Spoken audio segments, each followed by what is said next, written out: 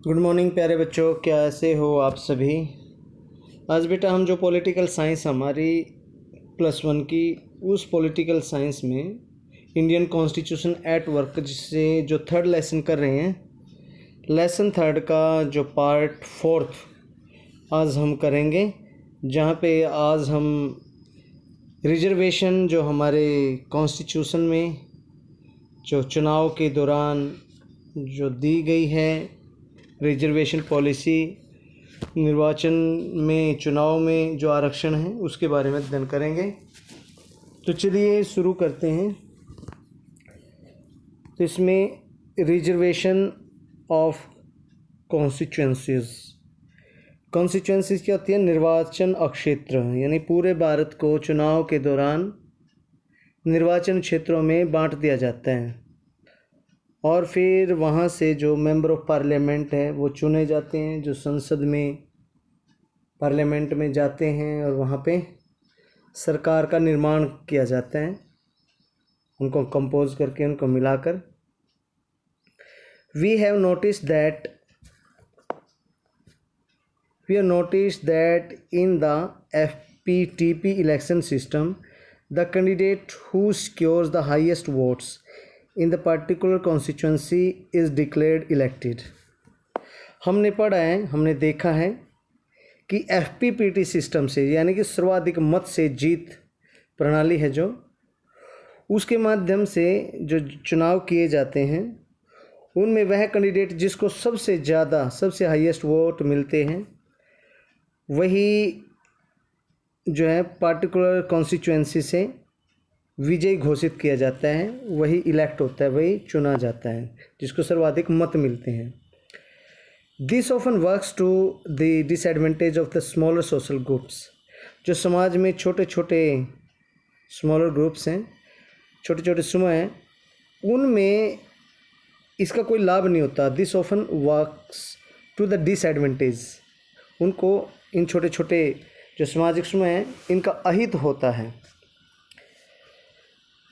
This is even more significant in the Indian social context. और जैसा भारत में सामाजिक संरचना है उसमें तो ये बात और ज़्यादा महत्वपूर्ण है, क्योंकि यहाँ पर हमारे जो समाज है जातियों में बटा हुआ है, तो यहाँ पे छोटे छोटे सामाजिक समूह बहुत ज़्यादा संख्या में हैं, तो ऐसे में उनका अहित होने की ज़्यादा संभावना भारतीय समाज में बने रहती है। We have had a history of caste based discrimination. हमारा इतिहास रहा है कि हमारे इतिहास में जो हमारे सामाजिक परिवेश है वो जाति आधारित है, यानी भेदभावपूर्ण, जातियों का आपस में परस्पर जो भेदभावपूर्ण इतिहास रहा है। तो ऐसी सामाजिक व्यवस्था है हमारी। In such a social system the FPPT electoral system can mean that the dominant social groups and castes can win everywhere and the oppressed social groups may continue to remain unrepresented। तो ऐसे में क्या होता है, ऐसे सामाजिक व्यवस्था में सर्वाधिक मत से जीत करने वाले प्राप्त करने से सर्वाधिक मत से जीतने वाले जितने भी दल हैं, प्रतिनिधि हैं, वो क्या होगा, एक दबंग सामाजिक समूह है और जातियां ही उसमें स्थान ले पाएंगी। ऐसे सामाजिक समूह जीतेंगे जिस समाज में जिस समूह के सदस्यों की या वोटर्स की संख्या सबसे ज़्यादा होगी, तो ऐसी ही जातियां जीत जाएंगी और वहाँ पे जो समाज का दबा हुआ तबका है, यानी कि ओप्रेस्ड जो लोग हैं, ओप्रेस्ड हैं, सोशल ग्रुप्स में कंटिन्यू टू रिमेन अनरिप्रेजेंटेड। तो जो दलित हैं, उत्पीड़ित हैं, सामाजिक समूह हैं, उनको कोई प्रतिनिधित्व प्राप्त नहीं हो पाएगा। तो ऐसा वहाँ पे हमेशा डर बना रहता है। Our constitution makers were aware of this difficulty. हमारे संविधान निर्माता थे, इस कठिनाई से वाकिफ़ थे, उनको पता था। And the need to provide a way to ensure fair and just representation to the oppressed social groups. और उनको पता था कि ऐसे सामाजिक समूह हैं हैं और उनके लिए उचित और न्यायपूर्ण प्रतिनिधित्व सुनिश्चित उनको करना ज़रूरी है उनके लिए। तो ये बात पहले से उनको पता थी। This issue was debated even before independence. आज़ादी से पहले भी इस विषय पर बहुत ज़्यादा गहमागहमी हुई थी, डिबेट हुए थे। And the British government had introduced separate electorates. और जो ब्रिटिश गवर्नमेंट के अधीन इनको सेपरेट अलग से जो इलेक्टोरेट मिले थे, अलग से निर्वाचन जो संस्था थी, निर्वाचन मंडल था, उनको वो दिया गया था। दिस सिस्टम मेंट, इस सिस्टम का मतलब है, इस प्रणाली का मतलब है, ये थोड़ा सा यहाँ से फिर बाद में करेंगे, पहले एक बार ये पूरा कर लेते हैं बेटा, फिर इसको बाद में ये जो बचता है इसमें हम पढ़ेंगे, कोई चीज़ ज़रूरी है वो देखेंगे बिल्कुल। तो इसका ये मतलब था कि that for electing a representative from a particular community only those voters would be eligible who belong to that community। कि किसी समुदाय के प्रतिनिधि के चुनाव में केवल उसी समुदाय के लोग ही वोट डाल लेंगे। अगर कोई व्यक्ति है किसी समुदाय से खड़ा होता है तो उसके लिए वोट कौन डालेंगे? उसी के समुदाय के लोग वोट डाल लेंगे। Therefore it was decided to adopt the system of reserved constituencies। इसीलिए वहाँ पे जो रिजर्व कॉन्स्टिट्यूंसीज हैं, यानी कि आरक्षित संस्थाएं हैं, वो वहाँ पे उनका प्रबंध किया गया। In this system all voters in a constituency are eligible to vote. ऐसे में कॉन्स्टिट्यूंसी में सभी एलिजिबल वोटर्स हैं, जो कैंडिडेट हैं उनको वोट डाल सकते हैं। Must belong to only particular community, और वो एक विशेष समुदाय से संबंधित होने चाहिए। Social section for which the seat is reserved, और उस सोशल सेक्शन से होना चाहिए जिसके लिए वो सीट रिजर्व्ड है। कहने का मतलब है कि जो स्वतंत्रता के बाद इस बात पर भी बड़ी बहस हुई। अंग्रेजों के समय में क्या था कि उन्होंने एक अलग से निर्वाचन मंडल है वो शुरू कर रखा था, जिसका मतलब था कि किसी समुदाय के जो प्रतिनिधि हैं उनके चुनाव में केवल उसी समुदाय के लोग ही वोट डाल सकते हैं। अब संविधान सभा के जो अनेक सदस्य थे उनको इस बात पर बड़ी डाउट था, बड़ी शंका थी। उनका विचार था कि ये व्यवस्था हमारे उद्देश्यों को पूरा नहीं कर पाएगी, स्वतंत्र भारत के उद्देश्यों को, पर्पज़ को पूरा नहीं कर पाएगी। तो आरक्षित जितने भी निर्वाचन क्षेत्र की व्यवस्था थी वो वहाँ पे अपनाई गई, और वहाँ पे जो आरक्षित निर्वाचन क्षेत्र वहाँ पे अपना लिए गए। इस व्यवस्था में क्या हुआ कि किसी भी निर्वाचन क्षेत्र में, इलेक्टोरल रीजन में सभी जो वोटर्स हैं वो वोट तो जरूर डालेंगे, लेकिन जो उनका कैंडिडेट है वो प्रत्याशी है वो उसी समुदाय का वर्ग का होगा जिसके लिए वो जगह आरक्षित कर रखी है। मान लीजिए हमारा पानीपत और करनाल है, वो कॉन्स्टिट्यूंसी, अगर ये कॉन्स्टिट्यूंसी है यहाँ पे वो आरक्षित, और यहाँ से SC ST BC SC और BC के लिए आरक्षित है, तो प्रतिनिधि है जो SC और BC समुदाय से होगा, कम्युनिटी से होगा। लेकिन वोट कौन डालेंगे? वो सभी कम्युनिटी से, चाहे वो जनरल है, चाहे कोई SC है, ST है, BC है, तो सभी उसको वोट डालेंगे। तो सीट रिजर्व कर दी गई, कहने का मतलब है। अगर ऐसी व्यवस्था की जाए, करनाल और पानीपत को मिला के एक कॉन्स्टिट्यूंसी पूरी बनाई गई, इसमें SC और BC भी रहते हैं, OBC भी इसमें हैं, और जनरल भी हैं। अब जनरल की संख्या मान लीजिए 50% है इस कॉन्स्टिट्यूंसी में, BC की यहाँ पे 15% है, और 15% OBC है, और 20% जो SC है। तो इस तरीके से 100% हो गया ना सभी टोटल। अब यहाँ पे कैंडिडेट है रिजर्व्ड है, ये किसके लिए? SC कोटे के लिए, SC सीट है। SC कितनी है? मान लीजिए 15, या BC के लिए रिजर्व्ड है, तो 15% वोट है इनकी। तो अब यहाँ पे जनसंख्या, अगर यहाँ का कैंडिडेट यहाँ पे कह दें कि भाई ये SC, अगर BC कैंडिडेट खड़ा हो जाता है यहाँ से चुनाव के लिए, तो जनरल कैटेगरी के वोटर्स उसको वोट डालेंगे या नहीं डालेंगे? ओबीसी कैटेगरी से वोटर्स हैं वो वोट डालेंगे नहीं डालेंगे, ऑब्वियसली लगता है कि वो नहीं डालेंगे। किंतु अगर ये सीट अगर हम ऐसे रिजर्व कर दें कि यहाँ से बीसी कैंडिडेट ही खड़ा होगा, एक प्लान के लिए या 2 प्लान के लिए हम उसको रिजर्व कर देते हैं, तो वोट कौन डालेंगे? अब तो एस जनरल को वहाँ मजबूरी हो गई, एससी को भी, बीसी को, सभी को वोट कहाँ डालना पड़ेगा इस बीसी कैंडिडेट के लिए। सभी पार्टी क्या करेंगे, अपने बीसी कैटेगरी से कैंडिडेट यहाँ पे खड़ा कर देंगे। तो ऐसे ही किया गया कि भाई जो आरक्षित क्षेत्र हैं वो अब आरक्षण इस तरीके से दिया गया, क्योंकि अगर वोट के हिसाब से देखें तो वहाँ पे आरक्षित जो वर्ग है वो जीतने के काबिल नहीं हो पाएगा। There are certain social groups which may be spread across the country. पूरे देश में बहुत सारे अलग अलग प्रकार के सामाजिक समुदाय हैं, पूरे देश में फैली हुई है। In particular constituency their numbers may not be sufficient to be able to influence a victory of candidate. किसी विशेष कॉन्स्टिट्यूएंसी में, निर्वाचन क्षेत्र में उनकी संख्या इतनी ज़्यादा नहीं है कि वो किसी कैंडिडेट की विक्ट्री को प्रभावित कर सके या उसकी विजय को सुनिश्चित कर सकें। However taken across the country they are significantly sizable group. लेकिन अगर पूरे देश में नज़र डालें तो वो अच्छे खासे बड़े समूह के रूप में दिखाई देते हैं। ये भी यहाँ पे चीज़ देखी जाती है, साइजेबल ग्रुप में वो दिखाई देते हैं। To ensure the proper representation a system of reservation becomes necessary. तो ऐसे सिस्टम को देखने के लिए, ऐसे उचित प्रतिनिधित्व को, प्रॉपर रिप्रेजेंटेशन को देखने के लिए वहाँ पे क्या है, एक जो रिजर्वेशन है वो बिल्कुल ज़रूरी हो जाती है, नेसेसरी हो जाती है।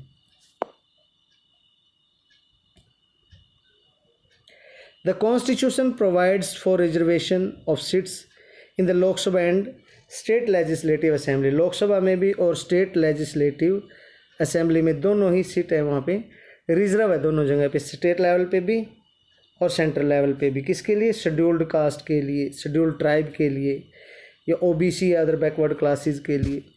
This provision was made initially for a period of 10 years. जब शुरू में रिजर्वेशन के तहत जो चुनाव प्रणाली शुरू की गई थी वो केवल 10 वर्षों के समय के लिए की गई थी।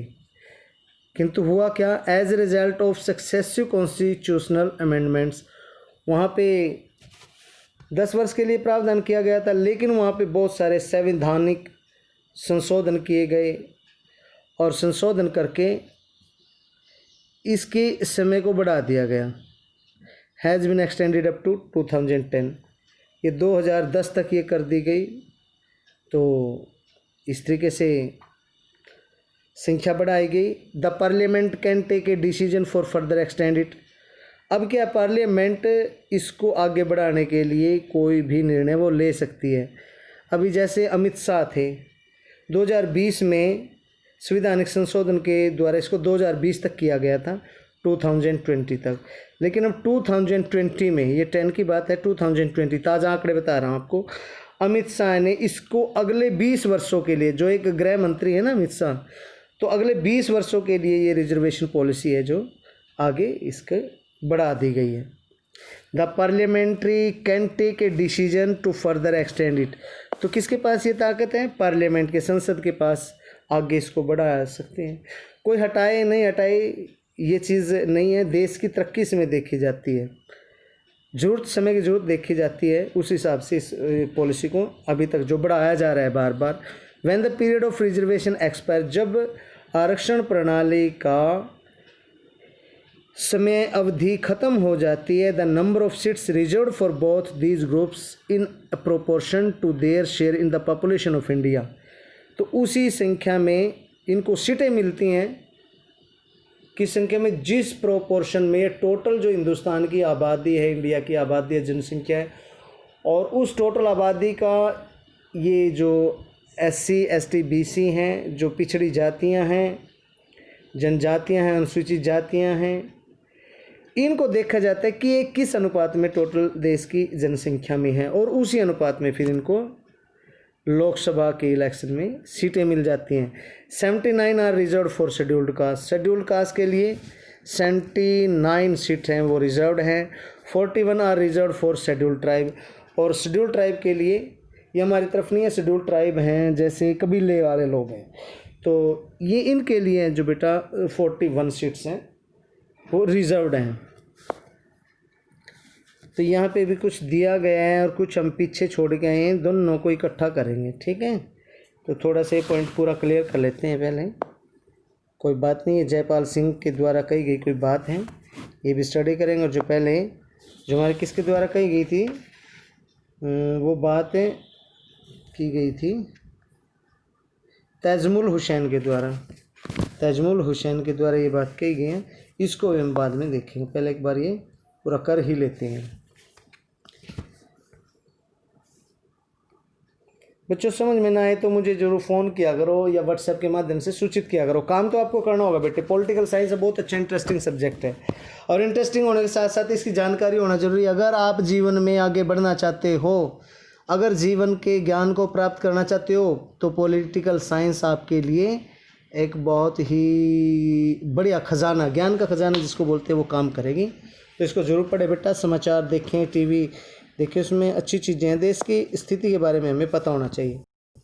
तो यहाँ से who decides which constituency is to be reserved, कौन ये बात निश्चित करेगा कि कौन सी कॉन्स्टिट्यूएंसी, कौन सा निर्वाचन अक्षेत्र वो रिजर्व किया जाए और कौन सा न किया जाए। On what basis is this decision taken, किस आधार पे ये निर्णय लिया जाए। This decision is taken by an independent body called delimitation commission. Delimitation commission है, delimitation DE plus limitation, delimitation एक कमीशन है। परिसीमन आयोग, हिंदी में इसको परिसीमन आयोग बोलते हैं। ये इंडिपेंडेंट बॉडी है, मतलब स्वतंत्रता, ये किसी के अधीन होकर काम नहीं करती। तो परिसीमन विभाग है या आयोग है, कमीशन है, इसके द्वारा ये कि कौन सा क्षेत्र निर्वाचन आरक्षित निर्वाचन क्षेत्र के रूप में रिजर्व किया जाए, ये निर्णय इस परिसीमन आयोग के द्वारा लिया जाता है। और इसके जो अध्यक्ष होते हैं प्रेसिडेंट ऑफ इंडिया होते हैं। कौन होते हैं बेटा? President of India.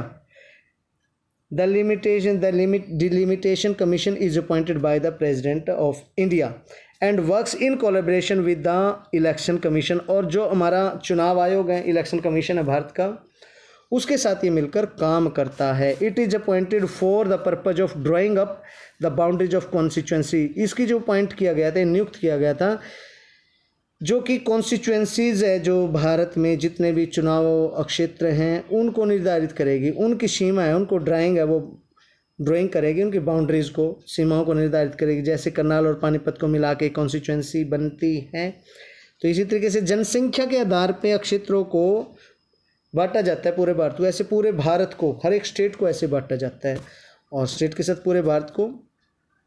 A quota of constituencies to be reserved in each state is fixed depending on the proportion of SC/ST in the state। जिस प्रोपोर्शन में, जिस अनुपात में किसी भी राज्य में SC और ST जनसंख्या है, उसी के आधार पर उस स्टेट में फिक्स किया जाता है इनके रिजर्वेशन का कोटा।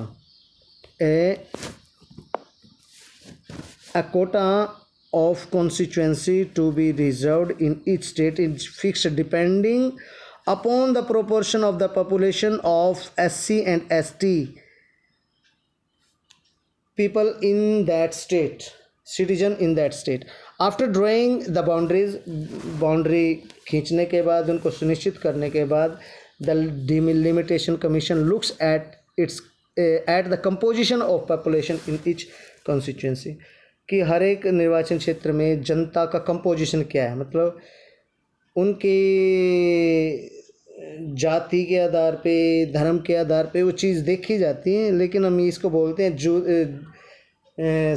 अनुसूचित और पिछड़ी जातियाँ, कुछ ऐसे इस तरीके से अनुसूचित जातियों के रूप में इनको देखते हैं। अनुसूचित जनजाति, अनुसूचित जाति, निम्न जाति, इस तरीके से हम उसको देखते हैं। Those constituency that have the highest proportion of scheduled tribe population are reserved for ST। जिसमें ज़्यादा शेड्यूल्ड ट्राइब पॉपुलेशन है वो ST के लिए रिजर्व हो जाती है। ST शॉर्ट फॉर्म है शेड्यूल्ड ट्राइब से। In the case of scheduled cast, जहाँ पे ज़्यादा शेड्यूल्ड कास्ट के पीपल हैं, सिटीजन हैं, delimitation commission looks at two things, वहाँ पे दो चीज़ें देखते हैं। डिलिमिटेशन कमीशन दो चीज़ें देखता है। प्यारे बच्चों, एक बात ध्यान रखें कि आप हिंदी माध्यम आपके पास है तो आप उसमें इंग्लिश वर्ड यूज़ कर सकते हैं, जैसे डिलिमिटेशन कमीशन, ठीक है। तो कोई ये ज़रूरी नहीं है कि परिसीमन विभाग लिखें आप, है ना। डिलिमिटेशन कमीशन और भी इंग्लिश में लिख सकते हैं, क्योंकि ये बेटा वहाँ पे मान्य है, एक्सेप्टेबल है, ये चीज़ आप ध्यान रखें। लेकिन अगर आपका माध्यम इंग्लिश है और आप उसमें हिंदी बीच में लिख रहे हैं परिसीमन आयोग, that will be totally wrong, ये बात बिल्कुल गलत होगी। तो दो चीज़ें वहाँ पे देखनी होती है। It picks constituency that have higher proportion of scheduled caste population. एक तो चीज़ ये देखते हैं कि शेड्यूल्ड कास्ट पॉपुलेशन का जो सबसे ज़्यादा हिस्सा है वहाँ पे है, but it also spreads these constituencies in different regions of the state. राज्य के विभिन्न क्षेत्रों के आधार पर भी इसका बंटवारा कर दिया जाता है। This is done because the scheduled caste population is generally spread evenly through out the country. ये इस वजह से किया जाता है क्योंकि जो शेड्यूल्ड कास्ट जनसंख्या है वो सामान्यतः पूरे देश में समान रूप से बिखरी हुई है। The reserved constituencies can be rotated each time the delimitation exercise is undertaken. जब भी डिलिमिटेशन का कार्य किया जाता है, परिसीमन आयोग का ये कार्य किया जाता है, तो इसमें ये आरक्षित निर्वाचन क्षेत्रों में कुछ परिवर्तन कर दिया जाता है। तो ये चीज़ आप ध्यान से देखिए। The Constitution does not make similar reservation for other disadvantaged groups। दूसरे जो कमज़ोर वर्ग हैं या उपेक्षित वर्ग हैं उनके लिए संविधान में इस प्रकार के आरक्षण की कोई व्यवस्था नहीं है। Of late there has been a strong demand seeking reservation of seats in Lok Sabha and State Assembly for women। औरतों के लिए ये बात आई थी कि लोकसभा और राज्यसभा और राज्य विधानसभाएँ जितनी भी हैं वहीं पे महिलाओं के लिए आरक्षण है वो दिया जाना चाहिए। ये मांग बड़ी ज़ोरों से वहाँ पे उठी थी। Given the fact that very few women are elected to representatives body, ये बात कही गई थी कि जितनी भी संस्थाएं हैं, जो प्रतिनिधि संस्थाएं हैं, वहाँ पे महिलाएं बहुत ही कम संख्या में चुनी जाती हैं। The demand for reserving 1/3 seats of women is increasing being articulated. और जो उनके लिए 1/3 सीटों की आरक्षित करने की मांग की बात है, जो वो हो रही है, वो चल रही है। अब यहाँ पे reservation of seats for women has been provided for rural and urban local bodies. शहर और ग्रामीण क्षेत्रों में स्थानीय सरकारों के द्वारा महिलाओं के लिए सीटें हैं वो आरक्षित कर दी गई हैं। We shall discuss this in the chapter of local government का जो चैप्टर है, आगे स्थानीय सरकार के बारे में हम पढ़ेंगे, उस अध्याय में इसके बारे में और ज़्यादा डिटेल में हमें पता लगेगा। ए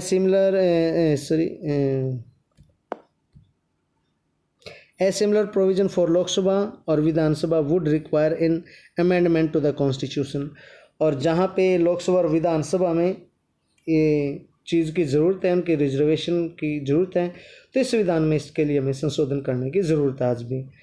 और नरेंद्र मोदी सरकार में आपने देखा है कि औरतों का बहुत पक्ष है वो मजबूत हुआ है, हर क्षेत्र में उनको आगे किया गया है, तो आगे भी बहुत सारे कार्य किए जाने हैं, ऐसी कोई बात नहीं है। तो such an amendment has been propose several times in the parliament but has not yet been passed. ऐसे जो लोकसभा में कई बार इसके लिए प्रस्ताव आया है, संशोधन प्रस्ताव लाया गया है, लेकिन आज तक वो पारित नहीं हो पाया है।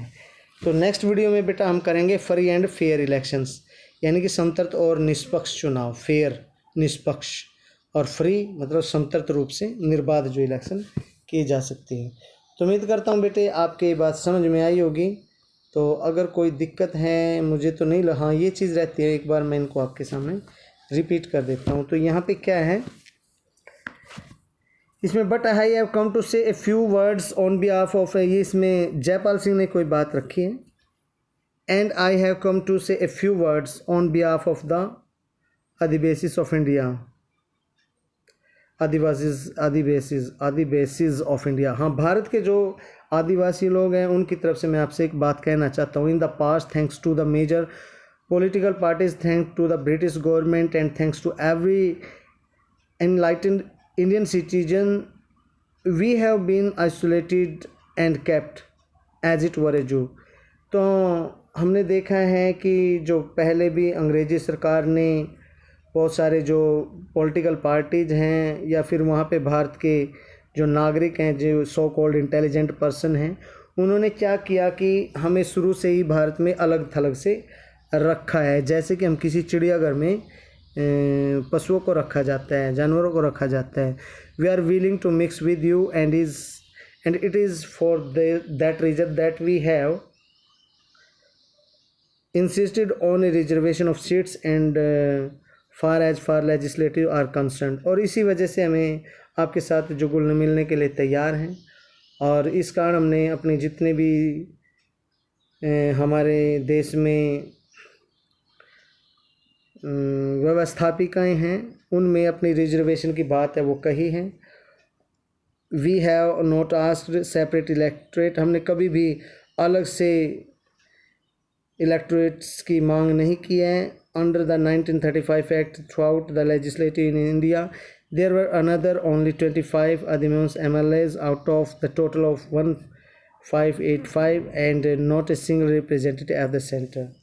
तो 1935 में जो कानून था उसके अनुसार भी पूरे भारत में जितने भी विधानसभाएं थी उनमें जो टोटल है 1585 में से कुल जो 24 विधायक है वही आदिवासी रहे थे, MLAs वो रहे थे। ये चीज़ जयपाल सिंह ने कही है, और उन्होंने कहा कि हमें जनता या भारत के नागरिक के रूप में ही समझा जाए, क्योंकि हम कोई जू में नहीं हैं, तो हम हमें अपने से सेपरेट न करें। तो ये इसके साथ ही जो यहाँ पे सेपरेट ये तजुमल हुसैन इनके द्वारा separate electorates have been a curse to India, have done incurable harm to this country, separate electorates have blurred our progress, we Muslims want to merge in the nation, for God's sake keep our heads off reservations for the Muslim committee। तो इन्होंने यहाँ पे कहा कि हमें अलग से निर्वाचन मंडल की व्यवस्था जो दी गई है, ये भारत में जो ऐसा किया गया अंग्रेजा के द्वारा, तो ये एक अभिशाप के रूप में ही है, मतलब एक कर्ष है इंडिया के लिए, श्राप है। और यहाँ पे जो देश है, देश ने बड़ी ही गहरी यहाँ पे उसको नुकसान पहुँचा है पूरे देश को। इसके लिए separate electorates have blurred our progress, अलग से जो हमारा देश बटा है तो इससे हमारे देश में काफ़ी नुकसान हुआ है। We Muslim want to merge in the nation, हम भी भारत में मिलना चाहते हैं मुस्लिम लोग। For God sake keep your hands off reservation for the Muslim community. मैं भगवान के वास्ते आप सबको कहता हूँ कि मुस्लिम समुदाय के लिए किसी प्रकार के आरक्षण की बात नहीं की जाए, उनके लिए कोई विचार नहीं दिया जाए। तो इस विधानसभा में जो एक वहाँ पे जितने भी तर्क वितर्क होते थे उन तर्क वितर्कों को नोट डाउन किया जाता था, उसी का ये एक्सट्रैक्ट है। तो प्यारे बच्चों, उम्मीद करता हूँ आपके समझ में आया होगा। तो जो नेक्स्ट वीडियो में हम करेंगे फ्री एंड फेयर इलेक्शंस। तो यहाँ तक thank you and have a nice day. May Goddess Saraswati bless you with great rays of knowledge. Thank you.